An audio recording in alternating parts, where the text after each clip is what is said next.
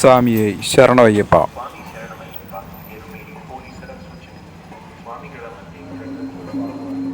വീണ്ടും ഒരു മണ്ഡലകാലമെത്തി.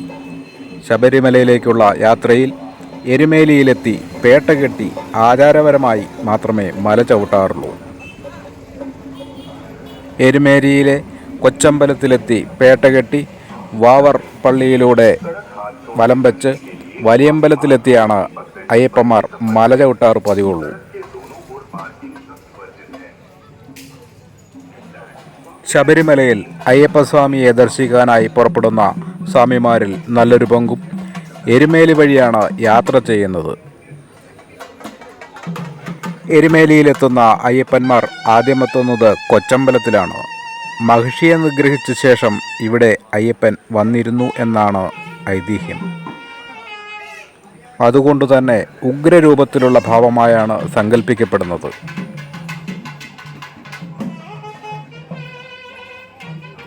അയ്യപ്പൻ മഹിഷിയെ വധിക്കുകയും മഹിഷിയെ വധിച്ച സന്തോഷത്തിൽ നാട്ടുകാർ ആഹ്ലാദ നൃത്തം വയ്ക്കുകയും ചെയ്തിരുന്നു.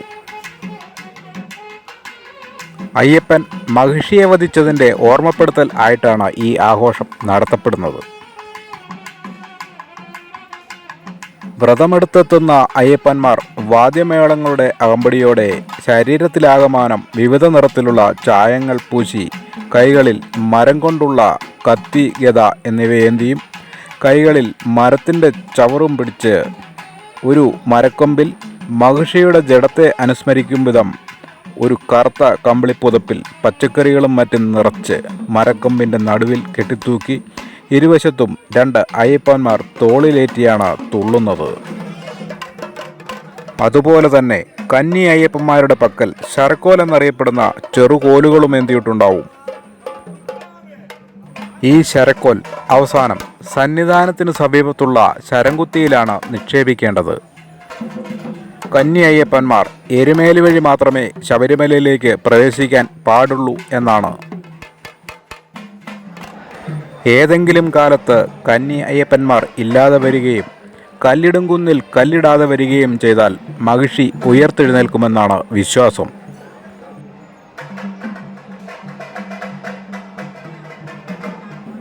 കൊച്ചമ്പലത്തിന് നേരെ മുൻവശത്തുള്ള കോട്ടപ്പടി എന്നറിയപ്പെടുന്ന തലപ്പാറമലയിലെത്തി നമസ്കരിച്ച് അനുവാദം വാങ്ങിയ ശേഷമാണ് മലചവിട്ടൽ ആരംഭിക്കുന്നത്.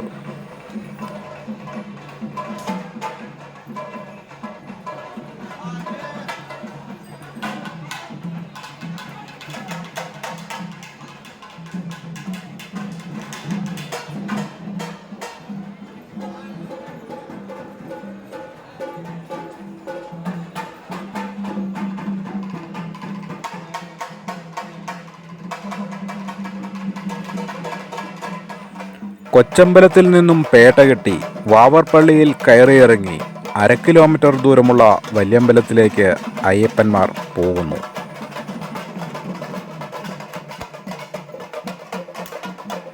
സാമാന്യം ചെറിയൊരു ചതുര ശ്രീകോവിലും അതിനു തൊട്ടു മുൻപിലായി ഒരു നടപ്പന്തലുമാണ് കൊച്ചമ്പലത്തിനുള്ളത്.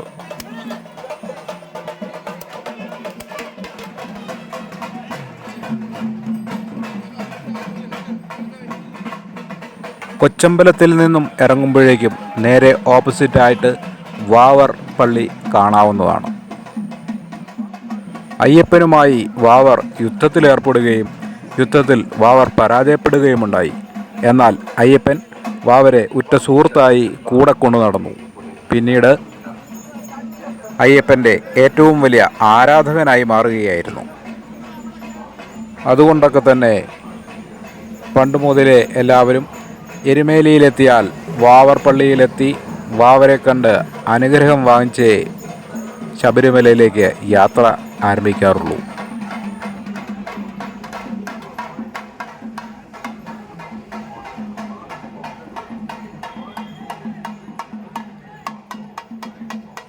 ഈ വർഷം പൊതുവെ എരുമേലിയിൽ തിരക്കുള്ള സമയമാണ്. തീർത്ഥാടകർ കൂട്ടം കൂട്ടമായി എത്തിത്തുടങ്ങിയിട്ടുണ്ട്.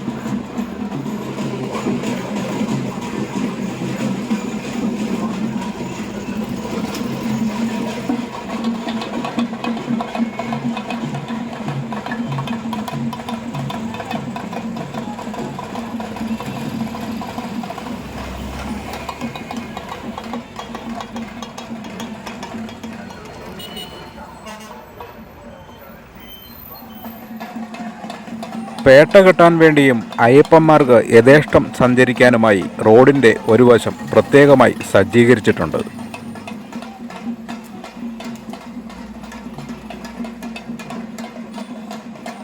എരുമേലി വലിയമ്പലം ലക്ഷ്യമാക്കി ഞങ്ങളും ഈ റോഡിലൂടെ മുമ്പോട്ട് നടന്നു തുടങ്ങി.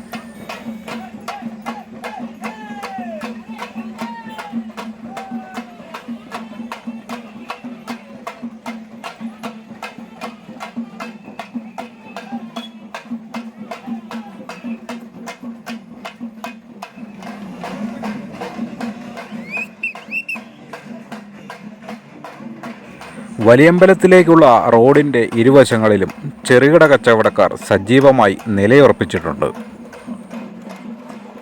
ശബരിമലയിലേക്കുള്ള കാനനയാത്രയിൽ തീർത്ഥാടകരിൽ നല്ലൊരു പങ്കും എരുമേലിയിൽ നിന്നും ആവശ്യാനുസരണം സാധന സാമഗ്രികൾ ശേഖരിച്ചാണ് നടന്നു പോകുന്നത്.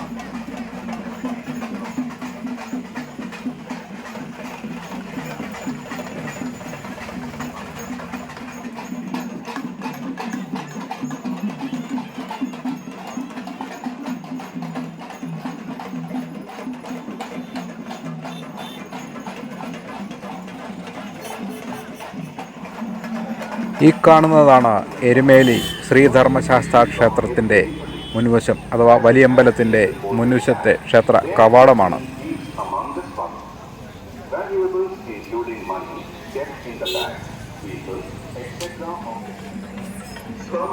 വലിയമ്പലത്തിൻ്റെ പ്രധാന ഗോപുരം കടന്ന് ഞങ്ങൾ ക്ഷേത്രത്തിലേക്ക് പ്രവേശിച്ചു.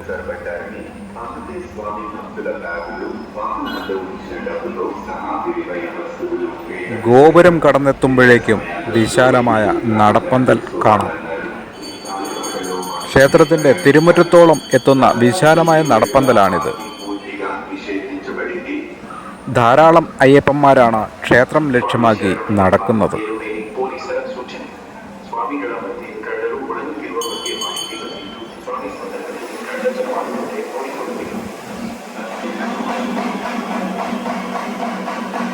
എരുമേലി ശ്രീ ധർമ്മശാസ്താ ക്ഷേത്രം.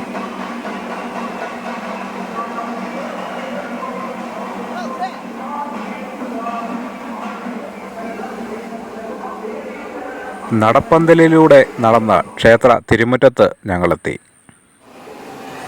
നടപ്പന്തലിനപ്പുറം വലിയ ആനക്കൊട്ടിൽ സ്ഥിതി ചെയ്യുന്നതായി കാണാം. ആനപ്പന്തലിനപ്പുറം കൊടിമരം സ്ഥിതി ചെയ്യുന്നു.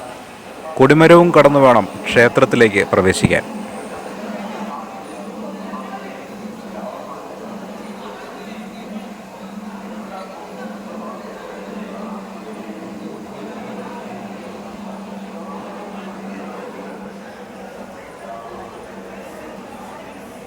മധ്യകേരളത്തിലെ പ്രധാനപ്പെട്ട ശാസ്താക്ഷേത്രങ്ങളിൽ ഒന്നാണ് എരുമേലി ശ്രീ ധർമ്മശാസ്താ ക്ഷേത്രം.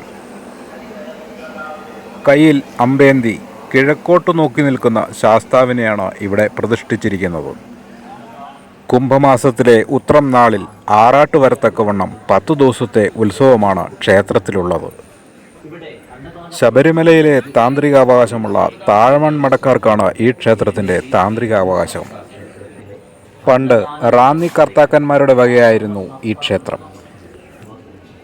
ക്ഷേത്രത്തിന് ചുറ്റുമുള്ള സ്ഥലത്തിൻ്റെ പേര് ആലമ്പള്ളി എന്നായിരുന്നു. ആലമ്പള്ളി മില്ലക്കാരൻ പമ്പയാറ്റിൽ നിന്നും കിട്ടിയ വിഗ്രഹം പ്രതിഷ്ഠിക്കാനായി ക്ഷേത്രം പണിതു എന്നാണ് ഐതിഹ്യം. മാളികപ്പുറത്തമ്മയാണ് ക്ഷേത്രത്തിലെ ഏക ഉപദേവത.